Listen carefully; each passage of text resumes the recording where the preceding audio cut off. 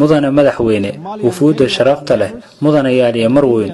Soomaaliya iyo Kenya waa laba wadan oo daris ah isla markaana ku teedsan xeebta badweynta Hindiya oo la xiriir saaxiibtinimo oo nabdeed abaal ayaan Kenya uga haynaa taageeradii hagar la'aaneed ee ay sanado badan la garab taagneyd shacabka Soomaaliyeed walow xiriirka iyaga guud u fiican yahay haddana xuduudda dhanka badda wali lama jaangoyn taas ayaana sal u ah isfahan waaga u dhaxeeya labada dal ee walaalaha ah wada hadaladii laba geesoodka ahaa heshiis waa lagu gaari waayay si marka loo helo xal nabdeed oo cadaalad ah sanadkii 2014 Soomaaliya iyada oo raacaysa sharciga caalamiga ah ayay bilowday inay dacwad horgeyso maxkamadda caalamiga ah ee cadaaladda oo ah hay'ad sharci ee ugu sareysa qaramada midoobay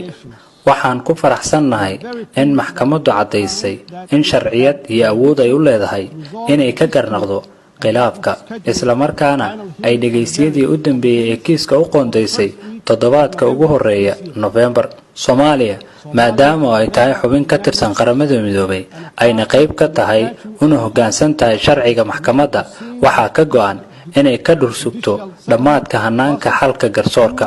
Soomaaliya waxay ballan qaaday inay u hoggaansami doonto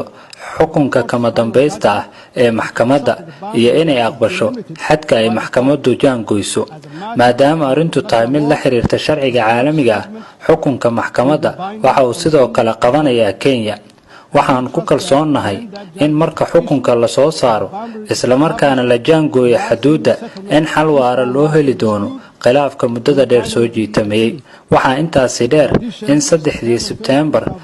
2019 golaha nabadgelyada iyo ammaanka ee midowga Afrika ay cadeeyeen in midowga aan awood u lahayn inuu farageliyo kiiska oo hadda hor yaala maxkamadda caalamiga mudane madaxweyne waxaan sidoo kale jecelahay inaan idinla wadaago in habeenkii talaadada 24 Sebtembar 2019 madaxweynaha Masar mudane Sisi oo sidoo kalena ah gudoomiyaha midowga Afrika ee hadda uu soo qaban qaabiyay isla markaana uu shir gudoomiyay kulan barbar socday shirweynaha guud ee qaramada midoobay ee ka dhacaya New York oo u dhaxeeyay aniga iyo madaxweynaha Kenya Uhuru kulanka oo ahaa mid miro dhal ah waxaa la isku raacay in dib loo soo celiyo xiriirka iyagii walaaltinimo ee wanaagsanaa iyo in la xoojiyo iskaashiga diblomaasiyadeed iyo midka siyaasadeed waxaa intaasi dheer inaan isku afgaranay in khilaafka badda ee u dhaxeeya labada dal loo daayo maxkamadda caalamiga ah si ay u xalliso